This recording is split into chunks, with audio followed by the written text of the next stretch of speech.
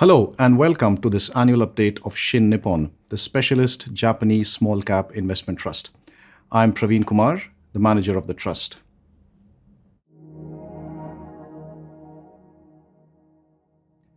Japan has been in the news a lot recently as its stock market is trading near all-time highs. This has generated a lot of investor enthusiasm. However, high-growth small caps have been a notable absentee from the ongoing rally which began about 3 years ago. This rally is being driven by three broad themes: improving shareholder returns and corporate governance, the latter boosted by increased private equity activity in Japan, interest rate increases, and finally, a very weak currency. In practice, this means that most of the best performers have been large cap businesses that are either cyclical, capital intensive, sensitive to interest rates or currency, or those with significant unproductive financial assets on their balance sheet. To our mind, most of these are not secular growth businesses. All this has meant that high growth small caps have been massively out of favor. There seems to be very little interest in this asset class, even amongst domestic retail investors who have historically been the main buyers. We are now in a situation where numerous companies in the portfolio are growing their sales and profits at well over 20%, but are now trading at extremely low valuations. We are also finding loads of new high growth ideas that have become very lowly rated. We think this is an excellent starting point for potential future outperformance as and when high growth Japanese small caps come back in favor.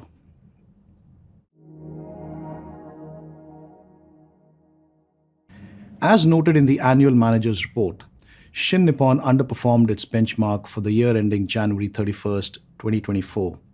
We are very disappointed with this result, and we understand the frustration of shareholders, of whom I am one. Most of our rapid growth online businesses continue to grow their sales and profits at an impressive rate, but still saw significant share price declines. Litalico is a classic example.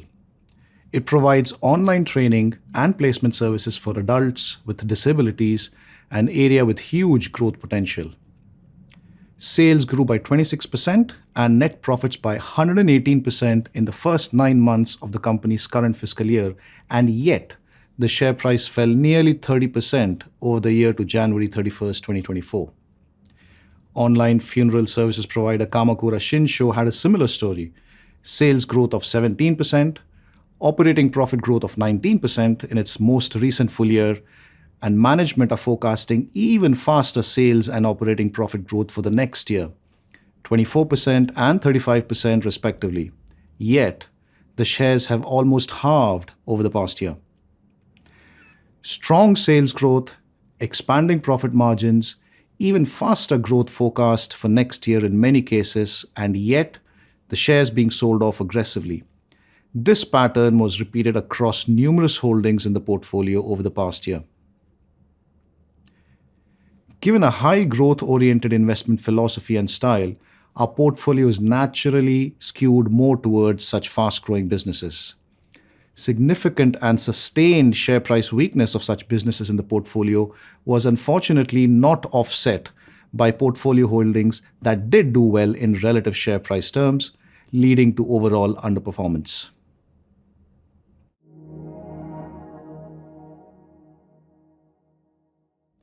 It would not be an understatement to state that high-growth Japanese small caps continue to experience a torrid time. However, there are reasons to be optimistic about the future. Firstly, there is the simple case of fundamentals asserting themselves. Cyclical and currency-sensitive large caps, which have done exceptionally well over the past year in share price terms, have seen their valuations reach at or near all-time highs. We believe this to be at odds with their long-term growth prospects, which remain decidedly average. In contrast, valuations of small caps in general have compressed significantly. Shin Nippon's high-growth portfolio trades pretty close to the benchmark, despite having delivered superior sales and operating profit growth over the past 5 years and forecasted to do so again over the next year. Second, in relation to improving corporate governance and rising shareholder returns, It appears to us that most of the easy gains have been made already, and these are reflected in the strong share prices of such companies. From here on, we really struggle to see any positive catalyst for such companies as these are not growth businesses. This could potentially result in investor interest coming back to growth small caps. Third, with the Bank of Japan moving to normalize interest rates in Japan, we could eventually see a strengthening of the Japanese yen, which in turn should be positive for domestic focused businesses. The good news is that the majority of Shin Nippon's holdings generate almost all of their sales from Japan, so the portfolio is well positioned to benefit from this scenario.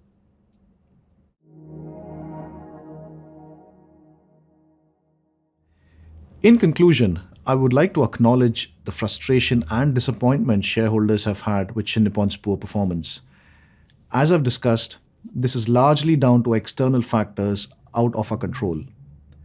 Although this period has dented past performance, it has, however, provided a unique window of opportunity for us to double down on cheap and attractive long term secular growth stories that we are confident will outperform the benchmark going forward.